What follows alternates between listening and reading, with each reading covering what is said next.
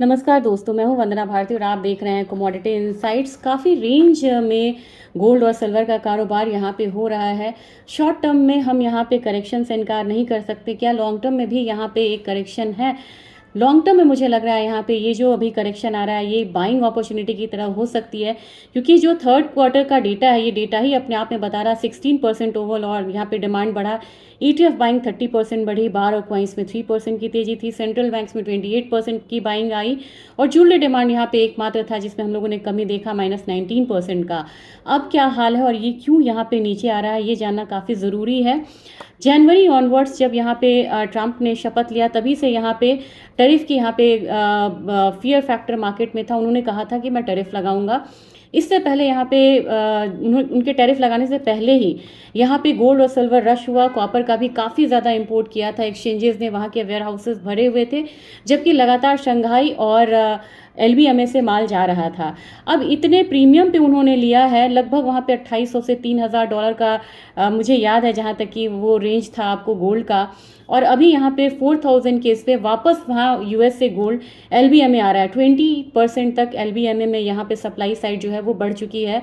तो जो gold prices, gold का फिजिकल गोल्ड का वापस आना है LBMA, और शंघाई में भी यहाँ पे मतलब थोड़ा सा जो सप्लाई साइड होता है वो इम्प्रूव होना, ये गोल्ड में एक करेक्शन दे रहा है। दूसरी चीज़ ये है कि पहले एक्सपेक्टेशन थी दिसंबर के महीने में 88% की प्रोबेबिलिटी थी कि गोल्ड फिर एक रेट कट हो सकता है दिसंबर में।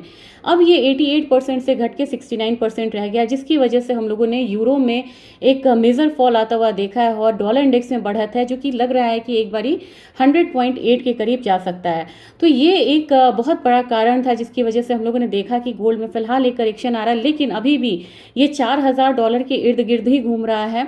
तो आने वाले समय में अगर करेक्शन आता है तो कौन सा करेक्शन का लेवल रहेगा जो आपको वॉच आउट करना चाहिए? एक रेंज में यहाँ पे बता रही हूँ, स्पॉट गोल्ड का ये मैं बता रही हूँ। 3887 से लेके 3914 वाला जो जोन है ये एक अलार्मिंग जोन है। इससे नीचे आता है तो 3820 3800 तक गोल्ड आ सकता है, नहीं तो वहाँ से एक रिवर्सल के चांसेस है, और रिवर्सल आता है तो कहाँ तक आ सकता है? ये 4080 का लेवल होगा या 4100 का एक लेवल हो सकता है। हमारा भारतीय बाजार जो है आज के दिन यहाँ पे हल्की कमजोरी के साथ यहाँ पे बंद हुआ है, और मुझे लग रहा है कि प्राइसेस अभी 1,19,000 तक नीचे की तरफ एक सपोर्ट ले सकता है। 1,19,000 से लेके 1,18,800 एक जोन है जहाँ पे कि प्राइसेस को आप नीचे आता हुआ देख सकते हैं। फिलहाल जो ट्रेडिंग हो रही है वो 1,20,332 के करीब हो रही है, और जो रेजिस्टेंस होगा वो 1,23,000 का होगा। फिलहाल जो बायस है वो डाउनसाइड का है। सिल्वर की बात की जाए तो सिल्वर गोल्ड से ज़्यादा गिरा हुआ है। मैंने आपको कहा था कि गोल्ड सिल्वर रेशियो के अनुसार ये जो है 81:0.5 आया था जब मैंने कहा था कि गोल्ड सिल्वर रेशियो इंप्रूव हो सकता है। अब यहाँ पे सिल्वर में ज़्यादा कमजोरी लग रही है, तो ये 85:1 यानी कि सिल्वर अभी थोड़ा ज़्यादा बेरिश हो सकता है एज कम्पेयर टू गोल्ड। कितने की ट्रेडिंग हो रही है? $47.4 इंटरनेशनल मार्केट में। क्या उम्मीद है? $47 तोड़ता है तो नीचे की तरफ एक बार ये $45.4 के करीब आ सकता है, लेकिन यहाँ पे $47 बहुत क्रूशियल है। ये आपको मान के चलना होगा, उसको वॉच करना होगा, क्योंकि दोनों साइड की मूव आ रही है और हमें इसे स्वीकार करते हुए ही ट्रेड करना होगा। हमारा बाजार 1,45,782 के करीब ट्रेड हो रहा है। मुझे लग रहा है नीचे के करीब 144,500 तक का एक जो लेवल है वो यहाँ पे आता हुआ दिख सकता है। रही बात क्रूड की, क्रूड में यहाँ पे हल्की कमजोरी यहाँ पे आती हुई दिखी है।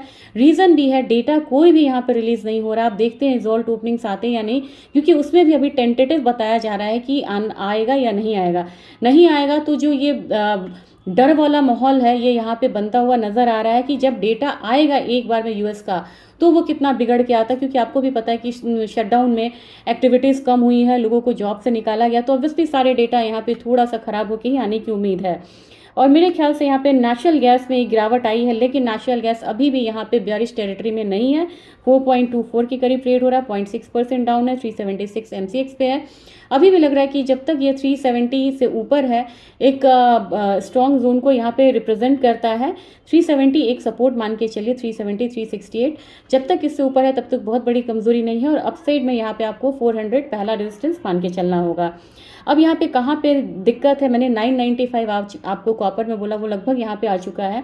कॉपर में कमजोरी लग रही है। अब थोड़ा सा प्रॉफिट बुकिंग आपको जिंक में है। 305 मैंने बोला था, 4.8 लगा के ये वापसी आया है, तो मुझे लग रहा है कि 300 अब एक साइकोलॉजिकल सपोर्ट होगा और अपसाइड का रेजिस्टेंस अब यहाँ पे फिर से 305 बनने वाला है।